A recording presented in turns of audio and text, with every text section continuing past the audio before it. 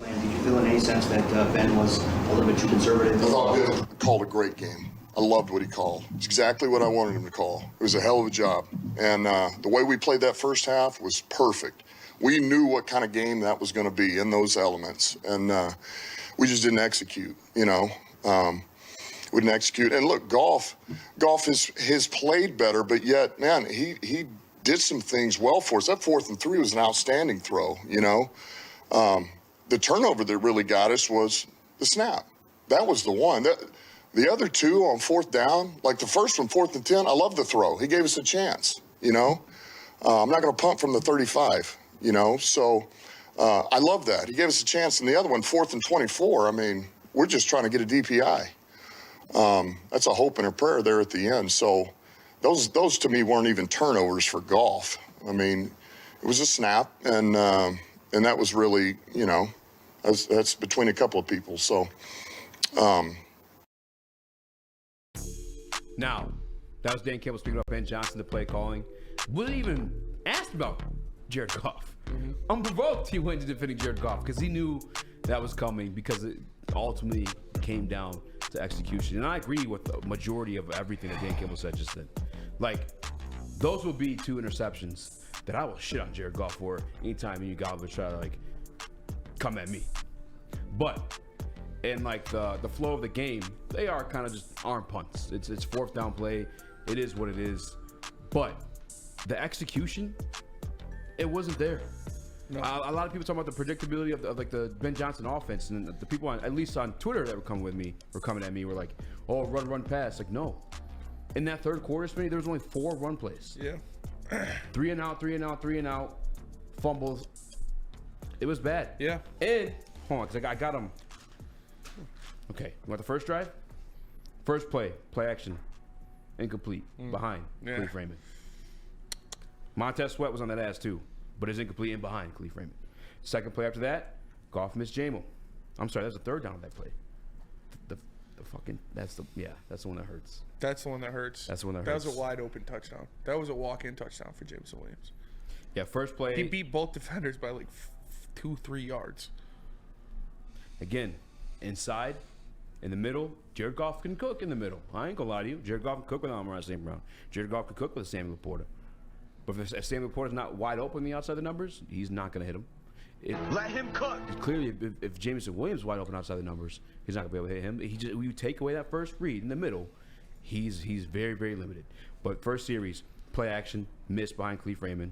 Second play, run with Dave Montgomery, 4 yards. After that, to Jamo. Okay, they kick it. Bears get a field goal out of it. Shout out to AG. You guys want to shit on AG? Stop the touchdown for happening there. Whatever. First play of the second series. False start, Penei Sewell. Now we're at 1st and 15. Can't do that. Can't do that. Because you want to know why? Jared Goff can't throw you out of those situations. Not going to happen. Yeah. Very first play from 1st and 15, dropped interception by Jaquan Brisker. Second play for 2nd and 15, missed by Amon St. Brown. Missed him. It wasn't on. I know people talking about Amon St. Brown drop. There wasn't one. I think it was on the 4th down where it was like a low. And he kind of just mistimed it, get to the ground. He's usually pretty good at those. That one was not that play. Jared Goff just outright missed him. Third play on that series, completion to Jahmyr Gibbs. It's the one we had 12-yard after a 3-yard pass. You know, that's what he does. Bears forced a punt after that series. Third series, Gibbs run, no gain. Second play, Gibbs run, -2 yards. Then after that, Jared Goff threw in the double coverage and had Sam Laporta's feet. Yeah. That's not Ben Johnson. No. If you go and watch those play, Amon St. Brown was open in the pass we're talking about. You guys know damn well Jameson Williams was wide open on that one. That could have been a fucking touchdown, and it wasn't. It's execution. I'm not bashing Ben Johnson for those series. I can't. Spinning. Third, where you have Ben Johnson play calling? It's when your playbook is held hostage by Baby Whopper Jr. hands and a noodle arm. There's not much you can do. You can't get as creative and take these shots down the field when you know they can't work. When you know it's not going to happen. Like the shot he took was wide open. It was there. It was a great play design. Jameson Williams doing what he does best, getting wide open down the field, outrunning the coverage. And guess what? I talked about it before. You know who doesn't have the best arm, but still makes things happen with probably the fastest wide receiver in the NFL? Tua Tagovailoa. Yeah. Because you know what he does when Tyreek Hill gets past the defender? The launch. He closes his eyes and he throws the ball as far as he fucking can. Because that's what you do when you have a guy like that. When you have a Jameson Williams, who is the fastest player on the field by far, and he is behind the defense, you close your eyes and you throw the ball as far as you can and let him run under it. We've seen him do it before. We saw him do it in Tampa. He looked, tracked, found the ball, caught it, touchdown. Guess what Jared Goff did? He closed his eyes and he threw the ball as far as he could. And it was 10 yards short. I can't do it. Open the eyes. We're not throwing those deep balls. Open the eyes.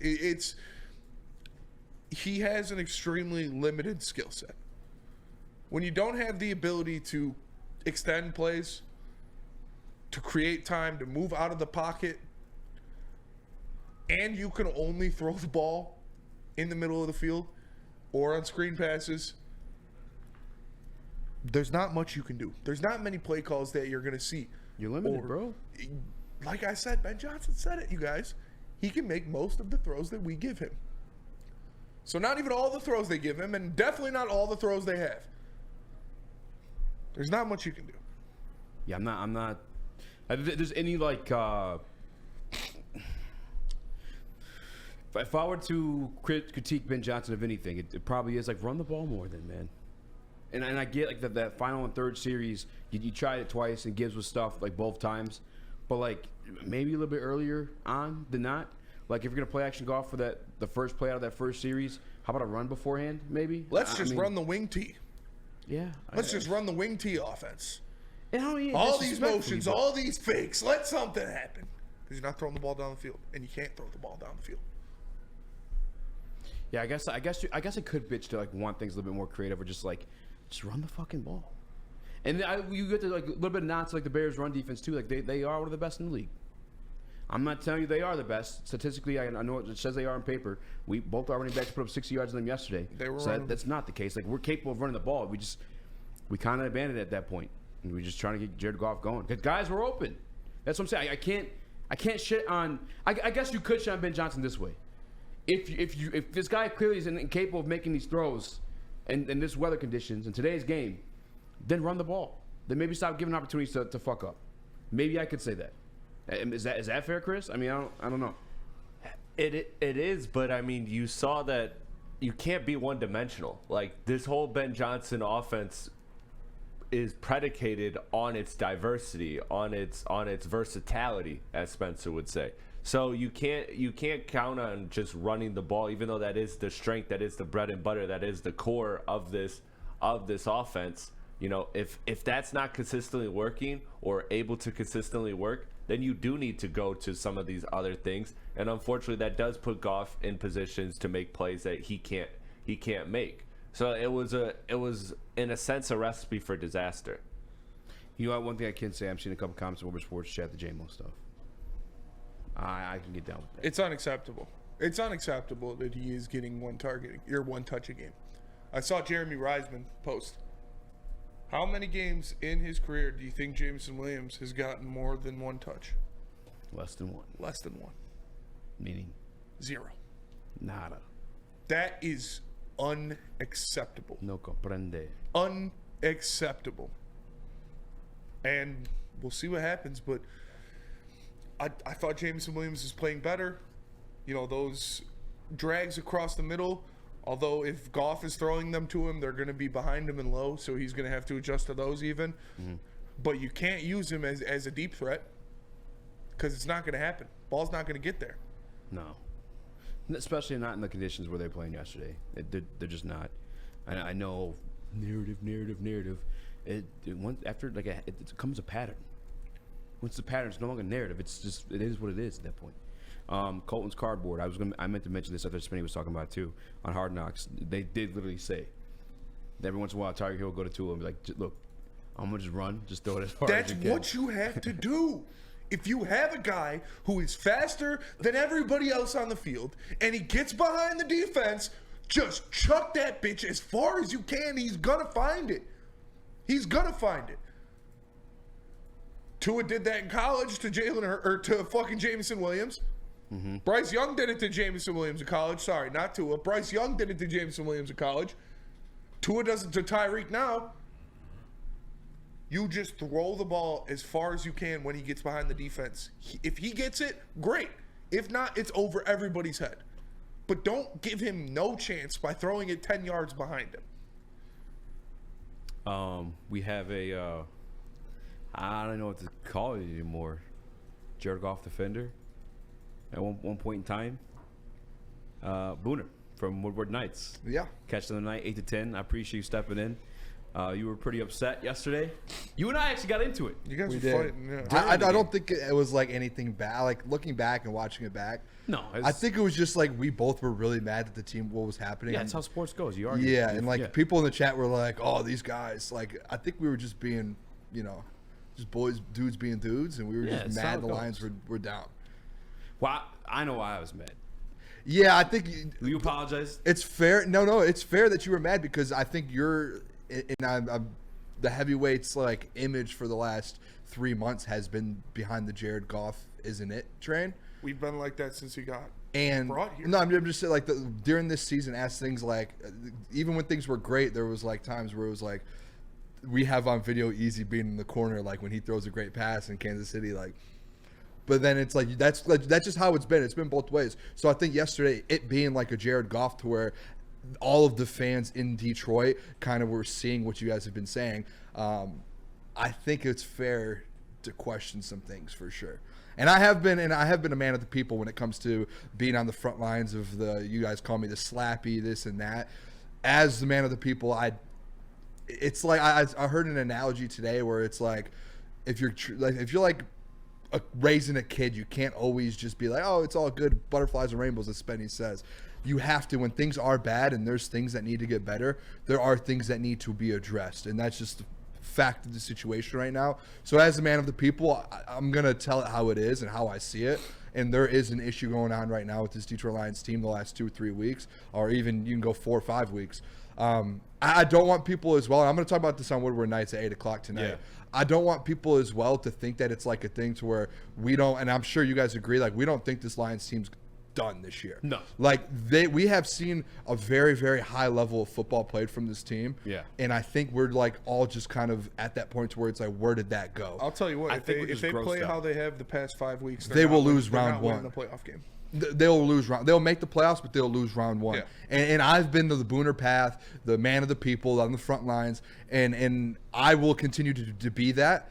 But I'm going to be very, very realistic going forward, especially after yesterday. And I'm sure Dan Campbell, I haven't watched his press conference yet. I just got off work and came over here. Shout out. I'm sure he's the same way. Like we have to take accountability for what's happening here. Yeah. Because we're in the NFL at the end of the day. This is like you could be a slappy fan all you want, but if you actually know football and watch the football games and you know what you're watching, this has been bad football. Even if they come out and win games or not, this is very, very ugly football. And it's not just Jared Goff too. Like this is a whole team situation. This is a whole team thing. And you know what gives me faith as well? The last 2 years, they did start 1-6. Dan Campbell found a way to kind of turn that thing around. And what did they start? 0-10-1 the year before, and he may fire someone at this week. He may go out and make some moves. I wouldn't be mad if he does, but there has to be something Who are that's you done. gonna fire? I don't know. There's nobody you Maybe can some fire. I'm not position firing coach. I don't know. Maybe he you won't. gonna fire Mark Maybe he Brunell? won't. It's But not his we fault. already saw the start of it on Sunday because he started putting. If he started getting more snaps, people started getting more snaps. Jerry got taken out a couple times. There have been moves that have been made, and there are going to be moves. He said after the game yesterday, I'm going to start holding people accountable, and things are going to. He didn't say it word for word, but things are going to start getting ugly for how they've been playing football. Yeah. And that's where I'm at. As a man of the people, as the Booner path and the slappy you guys call me, I will do it both ways just as much because I do love this football team and all those guys. Like, I will, and you guys will see at 8 p.m. tonight, I'm going to go off a little bit on this team in regards to that. So, Well, let me tell you guys about Fair Pack. you were expecting something different. No, Okay. you would because I was gonna ask you like were you using more Ben Johnson or Jared Goff from you? It's Jared Goff.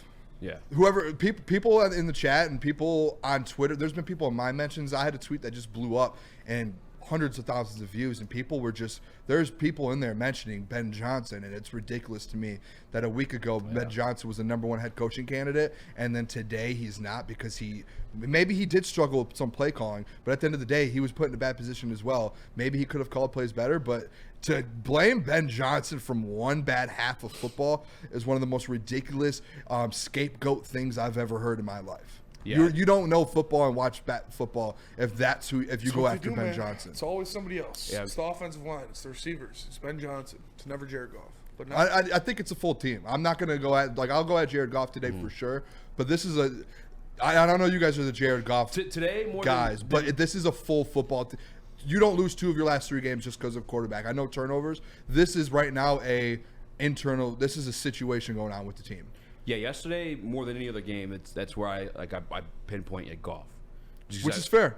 But It's other well games, deserved. I'm with you. Team situation. I think real quick before we go to break is like, reason why everyone's like freaking out like fucking chickens with their heads cut off is like, we know, I guess, his limitations now. We know it's also been exposed to the teams now because Everybody we else can't knows. shake. Yeah, we can't shake it now. and like That's I what's said, a little bit more Denver's scary. got the most opportunistic defense in the Fuck, NFL. dude, we Can I say one more thing? What up? One more thing is too is as bad as we've seen Jared Goff, the craziest thing is we've seen Jared Goff play good football. And the fact he has been playing so bad the last 4 games, like he was in LA, Yeah. that is my issue. Is you like, hey, Jared, we've seen you play good football. So what's happening now is unacceptable because you have played high level football. That's what he does, man. That's what he did in LA. That's why He you don't played pay him- high-level that's why you don't football pay for him a lot while, of money. And then he fell apart. That's why you don't pay him money. Yeah. It's a matter of fact. You need consistency. He's not consistent. He can look like a guy that can go out there and do anything. He can look like a guy that can throw for 350 yards, 3 touchdowns, and then he can do this. There's no consistency other than him not being able to consistently throw a spiral. Is the weather thing still narrative? What's up? Is the weather thing still narrative? That's an issue for sure. Okay. Before I go, Yes. Vegas knows everything. Detroit Lions 4.5-point favorites to open versus the Denver Broncos Saturday I'm with night. you. I'm with So you. I think this is a huge. I think they bounce back big time. I think Vegas looks at Dan Campbell in this one and goes, Yeah. I mean, listen. That's at home. It's at home. At right? home. yeah, but even if it's on the indoors. road, you're still a 1.5-point favorite. Indoors. Yeah, indoors. Indoors. Different game. Different game. Off a loss, Different offense. haven't lost back-to-back games. Yeah. Yeah.